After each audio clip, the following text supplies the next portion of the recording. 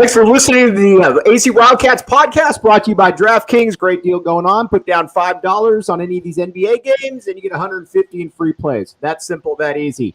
All right, now joined by probably the most connected man on the entire West Coast when it comes to college basketball, Mr. Doug Gottlieb. Hello, Doug. Oh, I didn't know you were talking about me. I thought there's a lot of other people I thought would be a little bit more connected, but I appreciate it. And we haven't talked online or whatever since you were nice enough to join me on my podcast talking about this Arizona team. So it's great to repay it. Yeah, I appreciate you. And let's hop right into it. Okay. When you came up, Arizona basketball, obviously big deal under Lute Olson, run and gun. Tommy Lloyd comes in this first year, and I can't tell you how many people are watching it and saying, this reminded me a little bit of old times, getting up and down, and if you've got better players than you, you're probably going to lose by 25 points. And it's fair. It's fair. You know, I have a gaggle of friends that are former Arizona ball players. Dylan Rigdon lives right down the street from me. He transferred from UC Irvine. Of course, another modern day Miles Simon. And I've gotten together with those guys, and they always say, we only had 3 plays. We just played. He was big on playing team basketball and moving, sharing it. And yeah, there's a certain amount of that with Tommy. And I look, it's a better watch. It just is. But I also think that if we're honest and fair, and I always try to be honest and fair, they had really good players that were left behind. And Sean is an exceptional practice coach. And frankly, even game coach in terms of the fundamentals of the game. It's just offensively, it was a lot. It was not as free flowing. It was not as opened up. It was a little bit more formulaic, a little bit more. I guess some people would say old school, but it's not, because there are some old school guys. We talk about Lute Olson. He let guys play. So, but and you ask Sean would probably say, hey, some of that is personnel based. But yeah, look, it was a little bit of a return to Arizona getting up and down. And what's interesting is, West Coast teams have a reputation of being soft, of running and gunning, whatever. UNLV, back when Tarkanian was there, they used to get up and down and run and play really fast, especially the first Final Four team in '87. Right. But defensively, they were different. They pressed. So, but to answer your question, yeah, the basic formula is if you have better players and we have more possessions, eventually we're going to beat you because we have more skill. That you play slower. Usually when you have not as good a talent, right? That's the Princeton offense is intended to kind of even the playing field. Zone defense is intended to even the playing field when you have inferior athletes and inferior talent. That's why Tommy's style fit perfectly with this very skilled bunch. Did you see now? What really shocked me was how quickly this all came together, though, Doug. I thought there would be a little bit of a transition, but everybody fell into place immediately. Christian Coloco goes from having, hands of stone to being able to finish around the hoop, defensive presence. Azuolas Tubelis was kind of what he was last year, which is a good thing. Benedict Mathurin becomes an All-American. Dalen Terry becomes a jack of all trades. Everything just was incredibly cohesive from the start to the finish, until the last game, obviously. Well, there's a couple parts to it. One, yes, when a coach comes in and goes hey, fellas, we're getting up and down and we're going. Everybody gets. But two, they had in many ways what so few teams had, which is cohesion, right? And you had a high recidivist rate for that team. And who else has that? And then, look, the other part to Tommy, and Tommy gets a lot of credit for his recruiting and for his style. I'm not sure he gets the credit, or the Gonzaga style gets credit for the player development. Right. Guys get better, Right, for sure. Because it's not just about coming back. Some guys come back and they're the same, and sometimes they get worse. Right. They just do. Those guys got better. So, yeah, it did come together. But I thought part of that is, understanding who to keep and who to get rid of. And let's also give credit to the players for working at it. But, Ben Mathurin improving, God, he was, how is he? He was tremendous. Obviously, Kerr, I think, plays really well in that style. Right. There's a downside to it, which I'm sure we'll get to, because hell, they should have gotten beat by TCU, and they did end up getting beat the next game, and they kind of got punked a little bit. And there's some similarities to what happened to Gonzaga, which I think they have to learn and grow from. But yeah, Coloco being able to catch, that's a hard one. Some of that is what positions do you put him in? And I thought that's about the style. They put him in, hey, all he has to do is roll and catch. It's not like we're posting up at the block and waiting for him to go one-on-one. What's the next step for Arizona then? You mentioned their problems against TCU and obviously against Houston. Is it getting quicker on the perimeter? Is it getting tougher? What is that next step?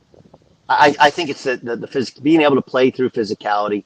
Being able to play when people muck it up. Right. Can you win ugly?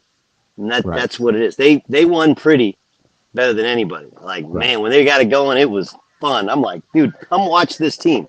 Everybody knows watching that team play. But, you're going to get in those games, and this is the way college basketball is trending, too. That the officiating has gotten a little bit looser, and the players are getting older. Now we're getting these older teams at the high major level. I mean, look, Kansas was an old-ass team now, right? Right. And when you're old, you're stronger, you're physical, you know the tricks. And oftentimes, when the younger guy's quicker, just like in the NBA, you put an arm on him, you put a forearm in him, and it slows him down a great deal. So it's just a toughness, and that can be taught. That can also be recruited. And I think that, as you develop your schedule, you want to place that inside your schedule. And because they'll always have it some with UCLA, because mixed teams are not going to break any scoring record, right? They're always going to challenge you. I think you'll see that at a couple other schools in the league, but the Tennessee game was the first kind of alarming.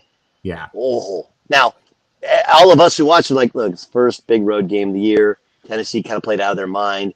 Arizona couldn't make a shot, but it was more, they did not like all of that physicality, especially on the boards, and that has to change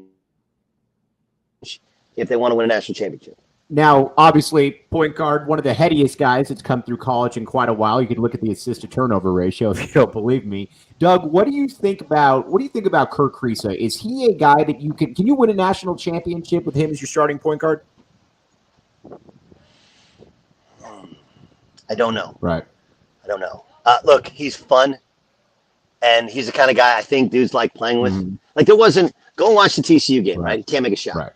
If you look at that bench, even though he hadn't played in a while, there wasn't anybody that was like, right. So that's a big thing, that you have the belief of your teammates. You can't be that guy. But here's what they ran into a little bit with Kerr and this has been the Gonzaga problem forever, is at the other end of the court, can you change how somebody plays? Right. Right? Can you take them out of everything that they do? There's only so much a scouting report can do. Like, can you just get in and go, hey, man, he ain't running that stuff, right?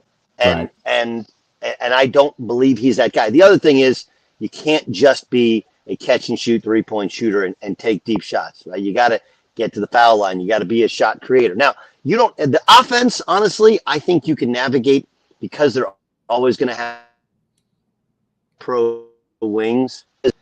Ben Mathurin, he's good enough athletically to create shots. You don't always have to have, as long as your point guard doesn't lose the ball and handles pressure, you don't have to have a jet that gets in the lane. Right. But defensively, that's the issue. You look at, that's always been my thing with Gonzaga. In the early incarnations of Gonzaga, this was like the first 10 years, they had to zone you or triangle into you. They had to kind of trick you and just hope you missed. Right. Now they're solid. They're good. They're solid. But the next step is, go ahead. No, and every player, and again, this isn't necessarily a bad thing, but every player seemed like Matt Santangelo or Richie Fromm, in that, you've got a really good skill set, but when you come against some other talent right there, you're going to have an issue. Well, I mean, like, the truth is, like, Santangelo is actually like a freak athlete. Mm-hmm. But they all, yes, you can have one guard who's not great defensively. Right. But that means you got to have a couple of junkyard dogs. Right. And they're so skilled at the offensive end that's not what they have on defense. And even the team now, even the Gonzaga's team now, like, they're good and they're solid, but it wasn't like Drew Timmy's going to come out and going to block shots. He's just kind of there defensively. So you like the ability to take somebody out of what they do and to make them play left-handed is like the football expression, right? Like, right. The team's going to run it down your throat, we're going to make it pass it. But you have to be tough, athletic, physical. I think Kerr can do that. The question is, he strikes me as kind of the classic Euro style guy that he's not going to get stronger in the offseason. He's not going to get in and he instead is going to improve his skill level on offense and maybe some of his athleticism, but it's a mentality, it's a strength thing, it's a physicality. And if you can't do that, boy, that one's hard, especially at the point. Like defensively, the important positions are 1 and 5. They had 5 pretty much sewed up, right? You had rim protection. Right. But 1 has to, you got to be able to make the guy hesitate to where they can't just get into their offense. And then the next one is 4. The especially the face-up 4 position. Can you be athletic enough to switch 4? Can you be athletic enough at 4 to go down and guard a 5 as well? But I think that point guard position defensively, that's where Kerr gives me the heebie-jeebies because he's kind of just a guy on defense. That team, a lot of them played defense just until they played offense, right? Right. Just because we have to.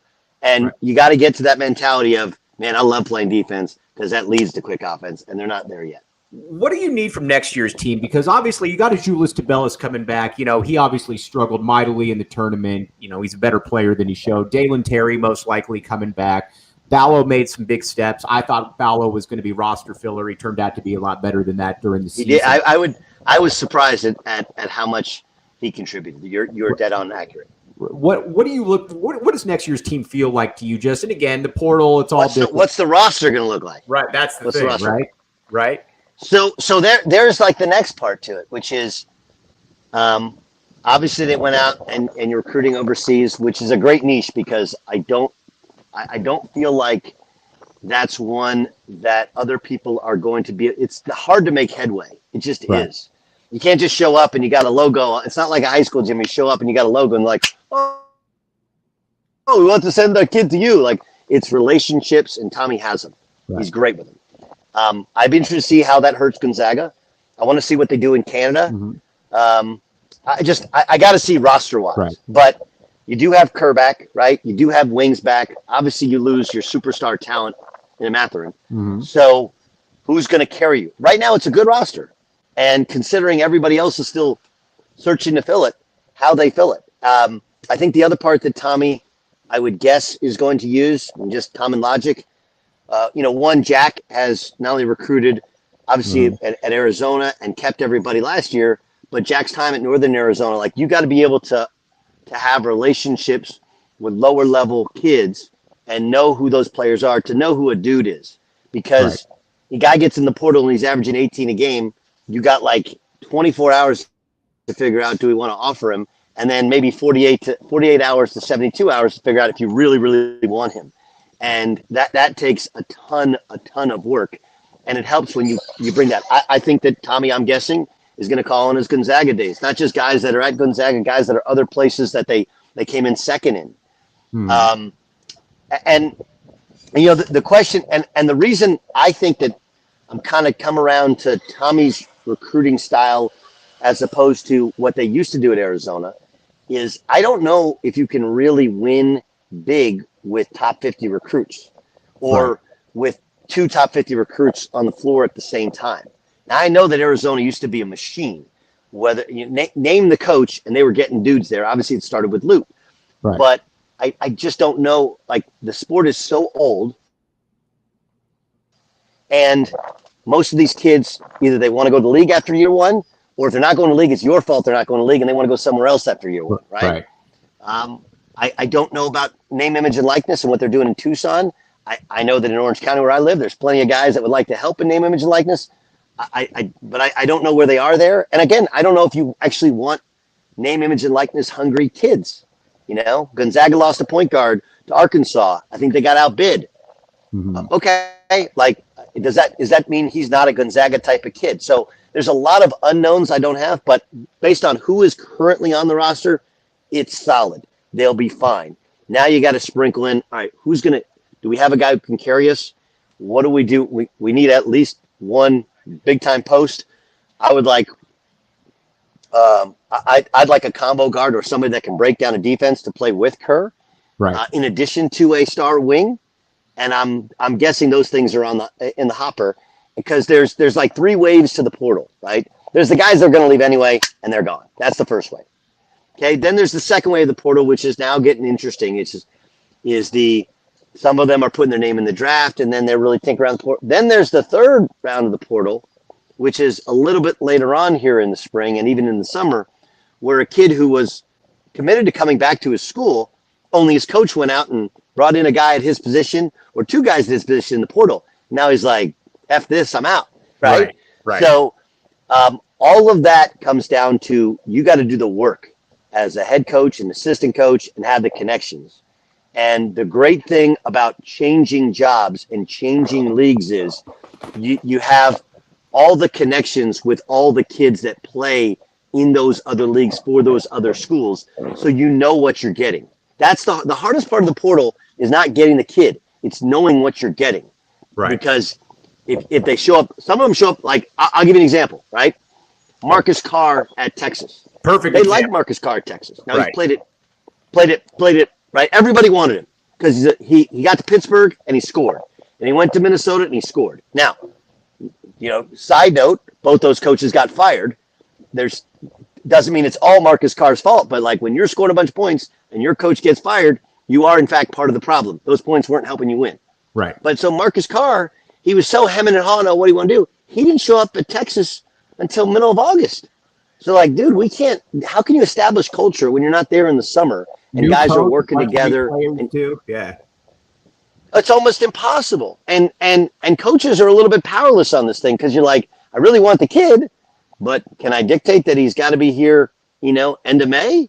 Right. And some of them are like, look, I'm not going to take a kid dog. But then the problem is that a kid pops up in the middle of July in the portal and you're like, well, okay, I'll take him because he's that good. So I don't envy him. I think there's a lot of reasons that people aren't happy with the current system, but it is the current system. And the one thing I've always respected about Tommy is his ability with relationships. So I guess it's two things, relationships, but also that comes from work. Right. You don't just like, you're a nice guy, you coach at Gonzaga, so people like you. You got to know who you're talking to, know something about them, know about their players to earn their respect. So you create these relationships. And he has done that. And guys like Jack and his staff have done that as well. All right, let's look ahead to the conference here a little bit. Just real quick, got to pay the bills. DraftKings Sportsbook app, code word PHNX. Here's the deal. Games going on tonight. Put down $5, get $150 in free plays. New customers only. Eligibility restrictions apply. Gambling problem, 1-800-NEXT-STEP. Again, $5 down, get $150 in free plays. Make it happen. All right, Doug. So when Mick Cronin was hired at UCLA, it felt like an interesting fit because you're looking at it and everybody at first is saying, oh, well, John Calipari's going to get it. John Calipari uses that stuff to get money all the time. So I didn't really necessarily believe that. No, it's Rick Barnes. Right. It was Rick Barnes. Rick Barnes was getting the job. Rick Barnes getting the job as well. Remember that? Lots of different people in there.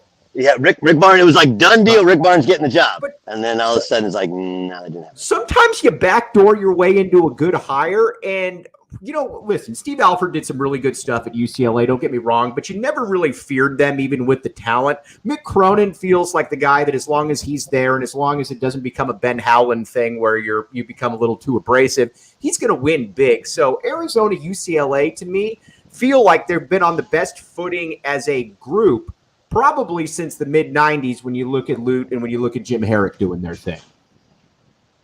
What would you say to that? I would say that the difference there, I agree, and I'm going to only disagree on this aspect. The mid-'90s UCLA, go back and look at the depth of talent. Right. But again, it's just a different, right? They got everybody. Between them and Arizona, they got everybody in the West Coast. It was really amazing. I agree with you. I'd say when Mick got the job, I actually told Mike Lewis, who's now the head coach at Ball State, he just left this year.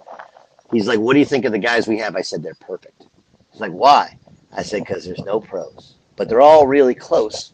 And you're going to have them for 3 or 4 years, and they're all good players, and they're solid. Like, if you can recruit a pro or two to go along with the 4 and 5 year program guys, you're going to be great. Right. Look, they have talent with Amari Bailey coming in. They have some other talent. They did lose some of their bench depth. Jake Kyman, for example, left and he went to Wyoming. I think he would have been a good one to keep around because, again, like 4th and 5th year could have been really solid.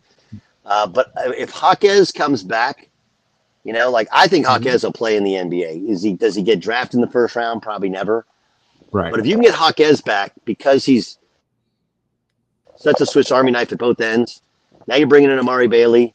I agree. I think he ends up being a perfect fit, even if it's still kind of weird. Like he doesn't feel like the UCLA coach, right? But he's probably better than a guy who would feel like the UCLA coach feels like Steve Lavin feels like he should be the UCLA coach, right? Exactly. Right. Slick hair, good suits, great talker, right?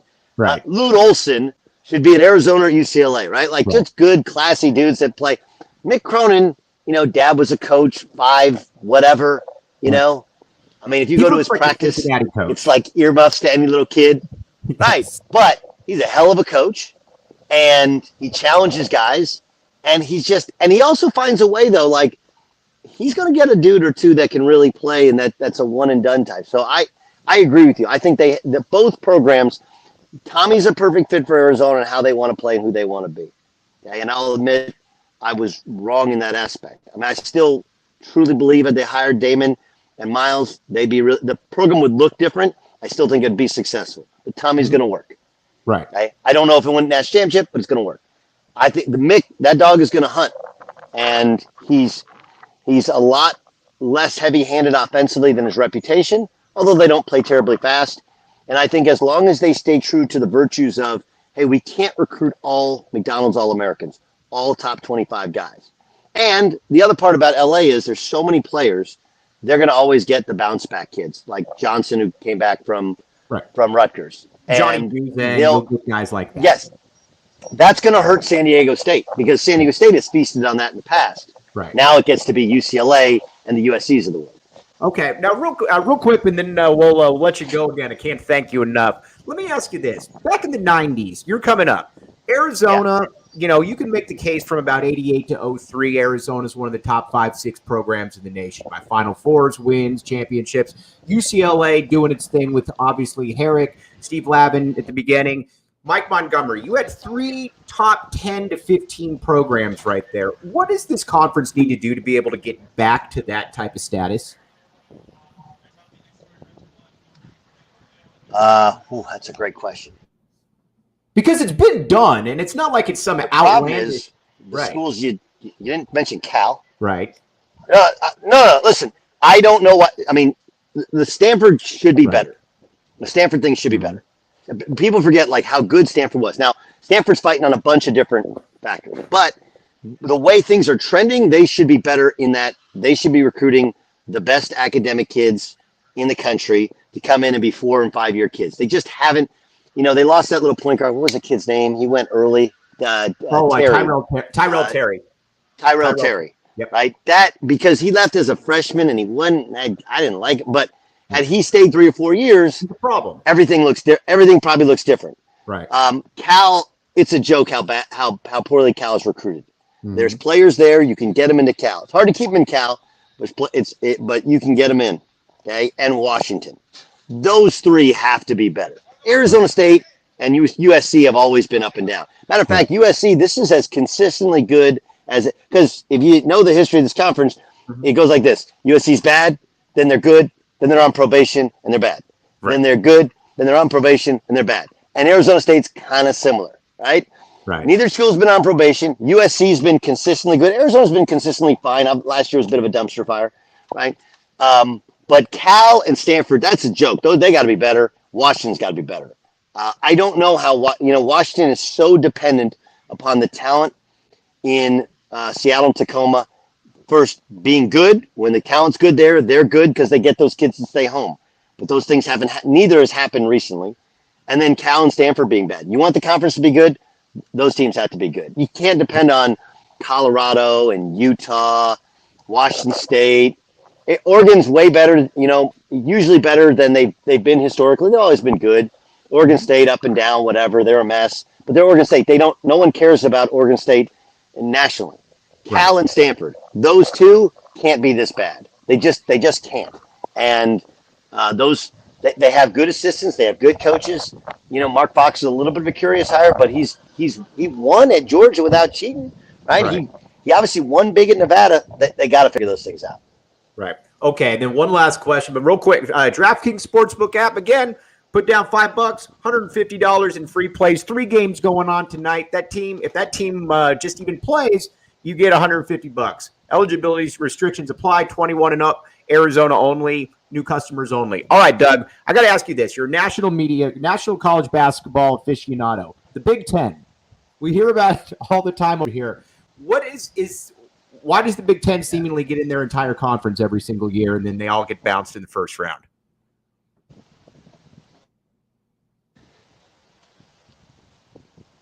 This is a great conversation. Okay, so leagues are actually different, and here's the cool thing. So, my job now, I get to work for a bunch of companies, not just with Fox, and I call Big Ten games for Compass Radio. You know, I'll do Big 12 games as well. I do SEC games, so you see them. So the SEC, that's the Conference of Athletes, right? That is name, image, and likeness. They're just going to buy the best athletes. That's it. And it's not always the prettiest basketball.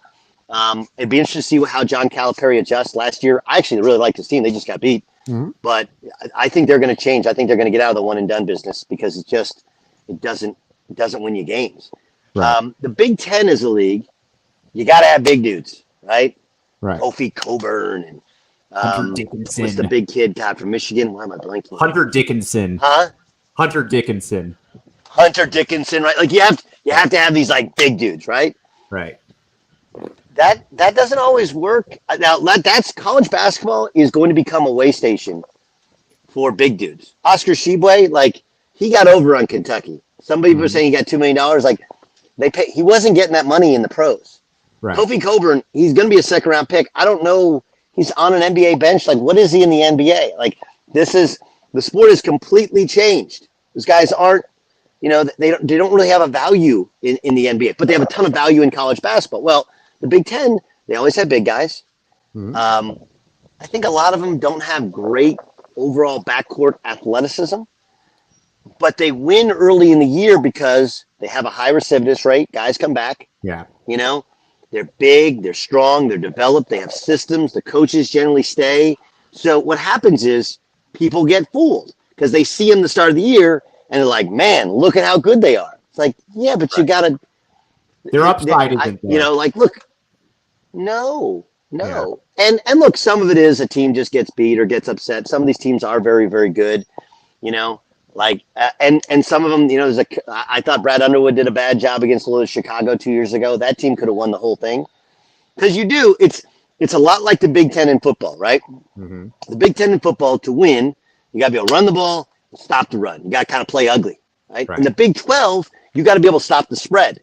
Okay, when you play in the SEC, but when you play in the national championship, you play these SEC schools, right? Like they're so athletic on the defensive line.